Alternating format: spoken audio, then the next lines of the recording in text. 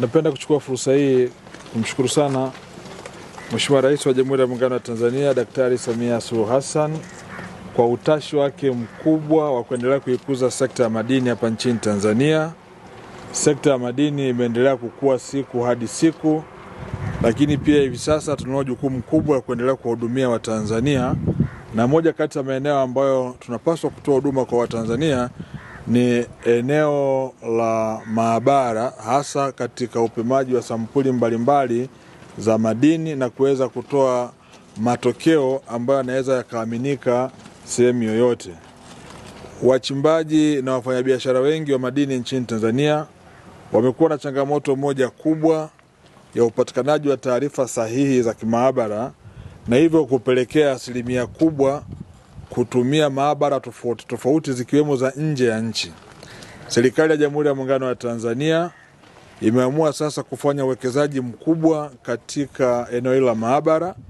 na hapa tunashuhudia Taasisi ya Jiolojia na Utafiti wa Madini ikiwa inatekeleza mradi wake mkubwa wa zaidi ya shilingi bilioni 14 ambazo ni ujenzi wa jengo kubwa la kisasa la maabara ambao tunategemea litatoa huduma kwa wachimbaji na wafanyabiashara mbalimbali wa madini hapa nchini Tanzania, lakini na nje ya mipaka ya Tanzania. Kusudio letu kubwa ni kuhakikisha tunakuwa na huduma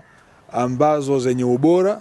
na ambazo ni shindani katika soko la leo, lakini vile vile ambazo zitakuwa zinaaminika. Na haya inaenda sambamba pamoja na kuwa na miundombinu rafiki na ya kisasa, na jengo ambalo linajengwa hapa ni jengo kubwa sana la kisasa ambalo linaendana na mazingira ya dunia ya leo, ambalo litakuwa na uwezo wa kuhudumia watu wengi kwa wakati mmoja. Hivyo nataka nichukue fursa hii kuendelea kutoa rai kwa Watanzania na hasa wadau wa sekta ya madini kuendelea kuamini kwamba serikali ipo karibu nao kuhakikisha kwamba wanapata kila huduma stahiki ambayo wanastahili kuipata, na sisi tunao jukumu la kuhakikisha kwamba mambo yote yanatokea, ikiwemo hili la ujenzi wa maabara hii kubwa na ya kisasa, ambako pia lengo letu kubwa ni kuifanya Tanzania kuwa kitovu cha huduma za kimaabara kusini mwa jangwa la Sahara. Tunategemea maabara hii si tu ya Tanzania, lakini pia inaweza kuhudumu na nje ya mipaka ya Tanzania, na ndio maana uwekezaji uliofanyika hapa ni uwekezaji mkubwa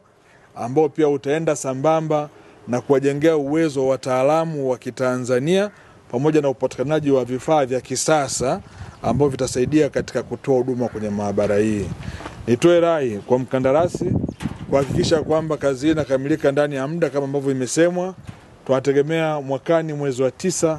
kuja kukabidhiwa jengo ambalo litakuwa na viwango